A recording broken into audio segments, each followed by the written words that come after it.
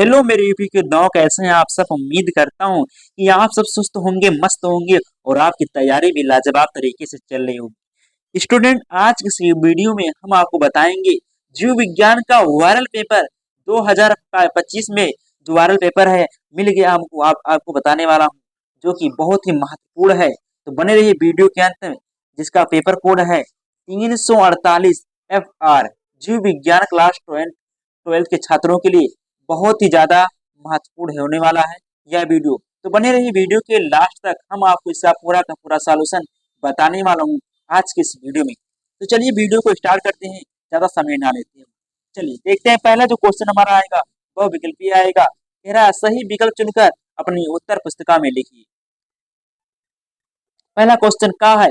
आवृतबीजी पौधों में पुंकेसर है। आवृतबीजी पौधों में पुंकेसर है।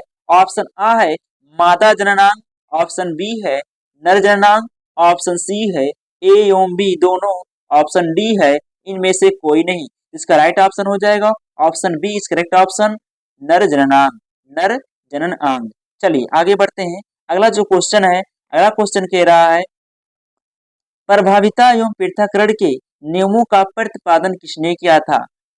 प्रभाविता एवं पृथक्करण के नियमों का प्रतिपादन किसने किया था? ऑप्शन ए है डार्विन, ऑप्शन बी है लेमार्क, ऑप्शन सी है डी ब्रिज, ऑप्शन डी है मेंडल। इसका राइट ऑप्शन हो जाएगा option D is correct option, Mendel. चलिए अगला क्वेश्चन देखते हैं। अगला क्वेश्चन हमारा क्या कह रहा है? अगला क्वेश्चन कह रहा है जीनी अभियांत्रिकी की नींव किस एंजाइम की खोज से पड़ी? जीनी जीनी अभियांत्रिकी की नींव किस एंजाइम की खोज से पड़ी? चलिए इसका उत्तर, चलिए इसका देखते हैं। पहला ऑप्शन है प्रतिबंधन अंतः न्यूक्लियेज, ऑप्शन बी है डीएनए लाइगेज, ऑप्शन सी है डीएनए गायरेज, ऑप्शन डी है डीएनए पॉलीमरेज। इसका राइट ऑप्शन हो जाएगा option A is correct option, प्रतिबंधन अंतः न्यूक्लियेज, न्यूक्लियस। चलिए अगला क्वेश्चन है। अगला क्वेश्चन कह रहा है पारिस्थितिकी तंत्र में निरंतर आवश्यकता होती है। पारिस्थितिकी तंत्र में निरंतर आवश्यकता होती है। ऑप्शन ए है जल की, ऑप्शन बी है वायु की, ऑप्शन सी है ऊर्जा की, ऑप्शन डी है इनमें से कोई नहीं। इसका राइट ऑप्शन हो जाएगा option C is correct option, ऊर्जा की। चलिए आगे बढ़ते हैं। अगला क्वेश्चन जो हमारा आ गया अत लघुत्तरीय प्रश्न, अत लघुत्तरीय प्रश्न। क्वेश्चन नंबर 2 का पहला है अंकुरित परागकण का एक नामांकित चित्र बनाइए। अंकुरित परागकण का एक नामांकित चित्र बनाइए। यहाँ पर देखिए मैं चित्र बना दिया है और सभी का सब कुछ इसका जो पार्ट है इसको मैंने दर्शा दिया है। तो ये है परागकण नली, ये है प्रथव्यांश व्यांशाक, और ये है ध्रुवी केंद्रकी, और ये है अंड कोशिका, ये है सहायक कोशिका। तो आप इस तरह से अपनी बोर्ड एग्जाम की कॉपी में आप लिख देंगे तो वहाँ पे आपको नंबर भरपूर मिल जाएगा। चलिए आगे बढ़ते हैं। अगला क्वेश्चन कह रहा है आर्तो चक्र क्या है? आर्तो चक्र क्या है? इसका उत्तर हो जाएगा प्रत्येक 28 दिन के अंतराल पर महिलाओं में गर्भाशय के अंदर से अनिषेचित अंडाणु का रक्त के रूप में बाहर आना मासिक चक्र कहलाता है। यह प्रा यह प्रावस्था आर्तो मासिक प्रावस्था कहलाती है, यानी मेंस्ट्रुएशन फेज कहलाती है। चलिए 11 से 12 वर्ष की उम्र में आर्तोचक्र प्रारंभ होता है जिसे रजोदर्शन कहा जाता है। एवं 40 से 45 वर्ष की उम्र में यह चक्र स्वतः ही समाप्त हो जाता है जिसे रजनोवृत्त कहा जाता है। इसका मैंने पूरी डिटेल बता दिया। चलिए अब आगे बढ़ते हैं। अगला जो क्वेश्चन है वर्णांध व्यक्ति को रेलवे ड्राइवर क्यों नहीं बनाया जाता है? उत्तर वर्णांधता लिंग सूत्री अप्रभावी अनुवांशिक विकार है जो एक्स क्रोमोसोम्स में हुए उत्परिवर्तन के कारण होता है, जिसके कारण व्यक्ति लाल एवं हरे रंग में विभेद नहीं कर पाता है। यही कारण है कि वर्णतता से ग्रसित व्यक्ति को रेलवे ड्राइवर नहीं बनाया जाता है। चलिए अगला क्वेश्चन है समजात एवं समरूपता में अंतर लिखिए। समजात एवं समरूपता में अंतर लिखिए। इसका उत्तर हो जाएगा समजात अंग। ये अंग रचना एवं उत्पत्ति में समान होते हैं परंतु कार्य के आधार पर ये बाह्य रचना में भिन्न होते हैं। उदाहरण मनुष्य के हाथ, घोड़े की अगली टांग। चलिए समरूप अंग ऐसे अंग जो रचना एवं उत्पत्ति में भिन्न होते हैं परंतु समान कार्य प्रदर्शित करते हैं।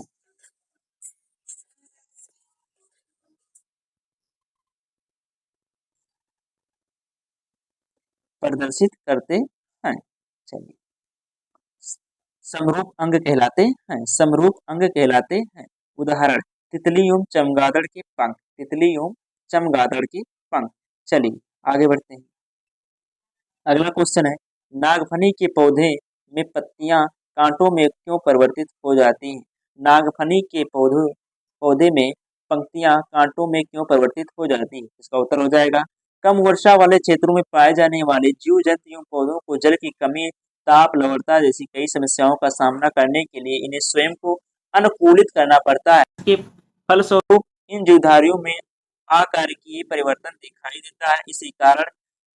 इसी का कारण है कि नागफनी की पत्तियां वाष्पोत्सर्जन को कम करने के लिए कांटों में रूपांतरित हो जाती है एवं इनकी जड़ें भूमि में अधिक गहराई तक चले जाते हैं। चलिए अब आपका आ गया लघु उत्तरीय प्रश्न फर्स्ट। क्वेश्चन नंबर 3 का क्या है, प्रतिजैविक से आप क्या समझते हैं? किन्हीं दो प्रतिजैविकों के नाम लिखिए। चलिए इसका उत्तर देखते हैं। आंसर हो जाएगा, इसका उत्तर है प्रतिजैविक। प्रतिजैविक जीव शरीर में पनपने वाले हानिकारक रोगाणुओं के परित शरीर की रक्षा करते हैं। प्रतिजैविक का निर्माण प्रायः उन सूक्ष्म जीवों से बनाया जाता है जिनसे कोई विशिष्ट रोग उत्पन्न हुआ हो।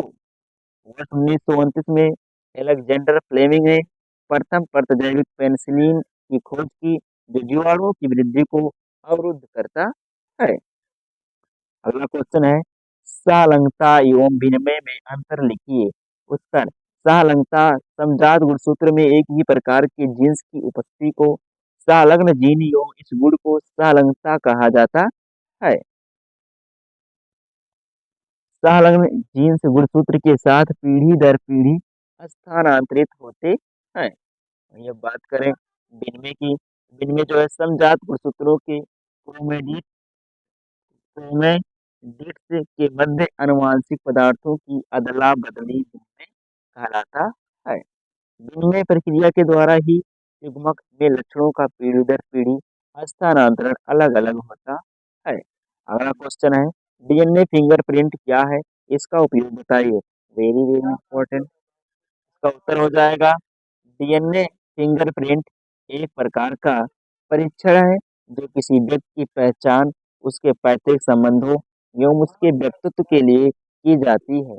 इसके परीक्षण के लिए रुधिर, लार, बाल, रेजर, दंत ब्रश, त्वचा, हड्डी एवं शुक्राणु आदि का उपयोग किया जाता है। चलिए देखते हैं फिंगर प्रिंटिंग का उपयोग। न्यायालयीय जांच जैसे हत्या, बलात्कार आदि में सहायक है। पैतृक संबंध पता करने में सहायक है। विलुप्त होने वाले जंतु के संरक्षण में सहायक है।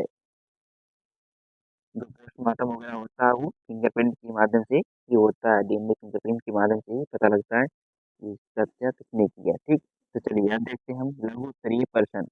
क्वेश्चन नंबर 4 का कहा है, सहभोज्यता एवं सहोपकारिता का वर्णन कीजिए। आइए इसका उत्तर देते हैं। सहभोज्यता यह एक ऐसी पारस्परिक प्रक्रिया है जिसमें परस्पर निर्भर रहने वाले जंतुओं में से केवल एक को ही लाभ मिलता है, दूसरे को ना तो हान लाभ होता है। उदाहरण, आर्किड के पौधे एवं आम के वृक्ष में होने वाली पारस्परिक क्रिया में केवल आर्किड के पौधे को ही लाभ होता है, आम के वृक्ष को ना तो लाभ और ना ही हानि होता है। सहोपकारिता, सहोपकारिता अथवा सहजीविता ऐसी पारस्परिक क्रिया है जिसमें परस्पर निर्भर रहने वाले दो या दो से अधिक जीवों को लाभ होता है। बात करें सहोपकारिता या सहजीविता, एक ही है, ध्यान रखना। चलिए इसका उदाहरण देखते हैं। उदाहरण में लाइकेन सहोपकारिता का एक और उदाहरण है। लाइकेन सहोपकारिता का ही एक और उदाहरण है। अगला क्वेश्चन है, वैक्सीन क्या है? कि दो वैक्सीनों के नाम एवं उनसे होने वाले लाभ लिखिए। चलिए इसका उत्तर देखते हैं। वैक्सीन जीव वैज्ञानिक विधियों द्वारा कृत्रिम रूप से शरीर में रोगों की प्रतिरक्षा उत्पन्न किया जाता है। इन्हीं औषधियों को वैक्सीन या टीका कहा जाता है तथा इस क्रिया को टीकाकरण कहा जाता है। चेचक का टीका 1996 1796 में एडवर्ड जेनर ने सर्वप्रथम चेचक के टीके की खोज की। इस टीके को वैक्सीनिया नामक विषाणु से तैयार किया गया है। चलिए, पोलियो का टीका। इस टीके का आविष्कार डॉक्टर जोनास सांक ने किया था। वर्तमान समय में पोलियो वैक्सीन को द्रव के रूप में 2 बूंद 5 साल तक के बच्चों को पिलाया जाता है। चलिए, आगे बढ़ते हैं। अगला क्वेश्चन है, ड्रग क्या है? स्मैक तथा चर्च कहाँ से होते हैं? जब औषधियों का आवश्यकता से अधिक एवं निरंतर किया जाना प्रारंभ हो जाए तो व्यक्ति को उन औषधियों की आदत हो जाती है एवं दवा न मिलने पर व्यक्ति बेचैन, परेशान एवं अन्य कई परेशानियों से गुजरने लगता है। इन्हीं औषधियों को नशीली दवा या ड्रग कहा जाता है। स्मैक यह एक प्रकार का ऑपियाइड जिसे हेरोइन नाम से भी जाना जाता है। प्रायः सफेद भूरे रंग का पाउडर होता है जिसे व्यक्ति नाक के माध्यम से इंजेक्शन के माध्यम से लेता है। इसे अफीम के पौधे से बनाया जाता है। चरस चरस को कैनाबीस नामक पौधे से तैयार किया जाता है। इसे पौधे से अलग करके छोटी छोटी गोली के रूप में बनाया जाता है। विशेषतः भारत, नेपाल, पाकिस्तान जैसे देशों में इसका प्रचलन अधिक है। आगे बढ़ते हैं। अगला क्वेश्चन है, प्रतिरक्षा क्या है? उपार्जित प्रतिरक्षा की क्रिया विधि स्पष्ट कीजिए। उत्तर, प्रतिरक्षा का अर्थ जीव विज्ञान में रोगों से लड़ने की क्षमता को प्रतिरोधक क्षमता कहा जाता है। हमारे शरीर में प्रतिरक्षा के लिए भी एक विशिष्ट प्रणाली है जिसे हम प्रतिरक्षा तंत्र के नाम से जानते हैं। उपार्जित प्रतिरक्षा अथवा विशिष्ट प्रतिरक्षा, जब रोगाणु प्रतिरक्षा तंत्र के माध्यम सॉरी तंत्र के प्रथम दोनों स्तरों को पार करके संक्रमण स्थापित करने में सफल हो जाते हैं तो तृतीय स्तर की प्रतिरक्षा अनुक्रिया प्रारंभ होती है। इसे उपार्जित या विशिष्ट प्रतिरक्षा या अनुकूली प्रतिरक्षा कहते हैं। यह प्रतिरक्षा रोगाणु विशिष्ट होती है तथा उच्चतम स्तर की रक्षा उपलब्ध कराती है। इस स्मृति इसका विशिष्ट लक्षण है। किसी रोगजनक से पहली बार सामना होने पर शरीर का प्रतिरक्षा तंत्र एक विशिष्ट अनुक्रिया प्रदर्शित करता है। इस पहली अनुक्रिया को प्राथमिक अनुक्रिया कहा जाता है। यह अनुक्रिया धीमी व कम तीव्र होती है। जब उसी व्यक्ति का रोगजनक से दूसरी बार सामना होता है तो द्वितीयक अनुक्रिया प्रकट होती है। इसे पूर्व वृत्तीय एवं एनेम्नेस्टिक अनुक्रिया भी कहते हैं। यह अधिक तीव्र व शक्तिशाली होती है। अगला क्वेश्चन है, पर परागण क्या है? इसके लाभों एवं हानियों का वर्णन कीजिए। पर परागण जब किसी एक पादप के परागकण दूसरे पादप के वर्तागृह तक स्थानांतरित होते हैं तो परागण की इस विधि को पर परागण कहा जाता है। इसे निम्नलिखित श्रेणियों में बांट दिया गया है। पहला है कीट परागण। कीटों द्वारा जंतु परागण जंतुओं जैसे गिलहरी, रोडेट रोडेट्स आदि द्वारा। तीसरा वायु परागण हवा द्वारा। चौथा जल परागण जल द्वारा। पांचवा पक्षी परागण पक्षियों द्वारा। पर परागण से लाभ पर परागण से उत्पन्न नई संततियां वातावरण के प्रति अधिक अनुकूलित होते होते हैं जिससे ये अस्तित्व में लंबे समय तक रह सकते हैं। नई जातियों का जन्म दे होता है। परागण को प्रोत्साहित करता है जिससे नए लक्षणों वाली जातियों का विकास किया जा सकता है। चलिए, आगे बढ़ते हैं। पर परागण से हानियां, इस प्रकार के परागण के लिए माध्यम की आवश्यकता होती है। अधिक परागणों को उत्पन्न करना पड़ता है। पुष्पों द्वारा कीटों को आकर्षित करने के लिए रंग सुगंध उत्पन्न करने की आवश्यकता पड़ती है। जात की शुद्धता नहीं रह पाती है। अगला क्वेश्चन है, औद्योगिक उत्पादों में सूक्ष्म जीवों के महत्व को समझाइए, उदाहरण सहित स्पष्ट कीजिए। औद्योगिक उत्पादों में सूक्ष्म जीवों के महत्व को उदाहरण सहित स्पष्ट कीजिए। चलिए, इसका उत्तर देखते हैं। सूक्ष्म जीव ऐसे जीव जिन्हें नग्न आंखों से नहीं देखा जा सकता है, सूक्ष्म जीव कहलाते हैं। प्रोटोजोआ, विषाणु, जीवाणु, सूक्ष्म शैवाल, कवक आदि को सूक्ष्मदर्शी की सहायता से देखा जाता है। सूक्ष्मजीवों का औद्योगिक उपयोग, सूक्ष्मजीव डेयरी उद्योग में जीवाणु दूध को कई अन्य पदार्थों के रूप में परिवर्तित करने का गुण रखते हैं। लैक्टोबैसिलस जीवाणु किण्वन द्वारा दूध को दही, छाछ, बटर, पनीर आदि का निर्माण करती है। ये जीवाणु दूध में पाए जाने वाले लैक्टोज शर्करा को लैक्टिक अम्ल में परिवर्तित कर देते हैं। अगला पॉइंट है, पेय पदार्थ एवं मादक पदार्थ के रूप में ईस्ट का उपयोग किण्वन प्रक्रिया के दौरान वाइन, बियर, रम ब्रांडिंग आज के निर्माण में किया जाता है। अगला पॉइंट, रसायनों एवं एंजाइम्स के निर्माण में पनीर, एल्कोहल, सिट्रिक अम्ल, एसिटिक अम्ल, लैक्टिक अम्ल, साइक्लोस्पोरीन। अगला पॉइंट है प्रतिरोधकों के निर्माण में पेनिसिलिन, नियोमाइसिन, स्ट्रेप्टोमाइसिन, प्रेटामाइसिन, टेरामाइसिन। चलिए अगला क्वेश्चन है, कृषि में जैव प्रौद्योगिकी के उपयोग का वर्णन कीजिए।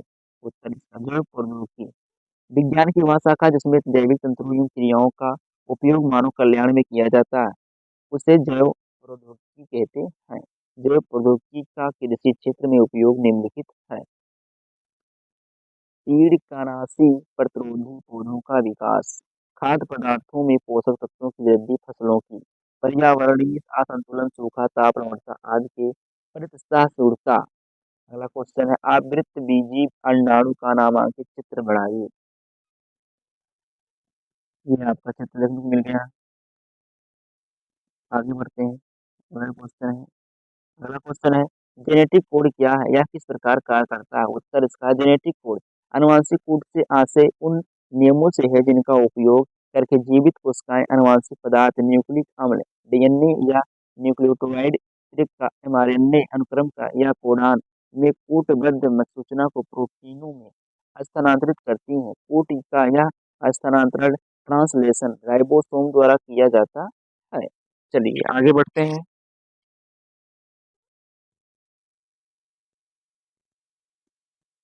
जेनेटिक कोड के कार्य, जेनेटिक कोड स्थानांतरण प्रक्रिया द्वारा अमीनो अम्ल के निर्माण में भाग लेते हैं। इस कोड के माध्यम से यह पता चलता है कि वैसे ट्रिपल न्यूक्लियोटाइड के समूह जिन्हें कोडॉन कहा जाता है पहचानते हैं कि कौन सा वाला एमिनो एसिड अगले प्रोटीन संश्लेषण में जाके जुड़ेगा। चलिए अगला क्वेश्चन है, पशु प्रजनन के महत्व पर टिप्पणी लिखिए। उत्तर इसका हो जाएगा, पशु प्रजनन पशुओं के उत्पादन तथा उनकी वांछित गुणवत्ता में सुधार की दृष्टि से भिन्न वंश अथवा एक ही वंश की दो जातियों के मध्य प्रजनन कराना पशु प्रजनन कहलाता है। पशु प्रजनन का महत्व, पशु प्रजनन का निम्नलिखित महत्व है। पहला, पशुओं की गुणवत्ता में सुधार, उत्पादन सहिष्णुता एवं उच्च प्रजनन को बढ़ावा देता है। इनमें जलवायु परिवर्तन के स्थिति स्वयं को अनुकूल बनाने की क्षमता अधिक होती है। रोगों के प्रतिरोधक क्षमता को विकसित करना संभव हो पाया है। परिपक्वता की अवधि को इच्छानुसार निर्धारित करना संभव हो पाया है। कृत्रिम गर्भाधान एवं जैविक तकनीक से पशु की परिपक्वता की अवधि को घटाया जा सकता है। चलिए अगला क्वेश्चन है, बीटी से आप क्या समझते हैं। बीटी कपास को उदाहरण देकर स्पष्ट कीजिए। इसका उत्तर है बीटी फसलें, बीटी क्रॉप्स। जो प्रौद्योगिकी द्वारा ऐसी फसलें उत्पन्न की जाती हैं जिनके लिए कीटनाशकों की आवश्यकता नहीं होती है, उसे बीटी फसल कहते हैं। चलिए, इनमें बीटी विष होने से ये पादप जातियां पीड़क प्रतिरोधी होती हैं। बीटी का एक तात्पर्य विष है जो बेसिलस thuringiensis नामक जीवाणु से निर्मित किया जाता है। जब इस विष को उत्पन्न करने वाले जीन को जीवाणु से निकालकर किसी पादप में स्थापित कर दिया जाता है तो इस प्रजाति पीड़क प्रतिरोधी हो जाती है। बीटी कपास, बीटी कटान, कपास में bacillus thuringiensis bacillus thuringiensis BT जीवाणु की आविष प्रोटीन का संश्लेषण करने वाले जीन को जेनेटिक इंजीनियरिंग द्वारा निवेशित करके इसकी कीट प्रतिरोधी किस्म विकसित की गई है। बीटी किस्म का उपयोग करके करके प्रत्येक वर्ष करोड़ों रुपयों की फसल को कीटों से बचाया जाता है। इसके फलस्वरूप कपास के उत्पादन में 40 से 45% की वृद्धि हुई। कीटनाशकों पर होने वाला व्यय तथा पर्यावरण प्रदूषण भी कम हुआ। बीटी कपास का यह पादप प्राकृतिक रूप से बीटी टॉक्सिन विषाक्त पदार्थ का उत्पादन करता है जो कपास के पौधे में गांठ उत्पन्न करने वाले कीटों को नष्ट कर देता है। इस विषाक्त पदार्थ के खाने से कीट मर जाता है, लेकिन बीटी कपास सहित सभी बीटी फसलों द्वारा मानव सहित अन्य जीवों व पर्यावरण पर पड़ने वाले दीर्घकालीन प्रभावों के बारे में अनेक वैज्ञानिकों ने चिंता व्यक्त की है।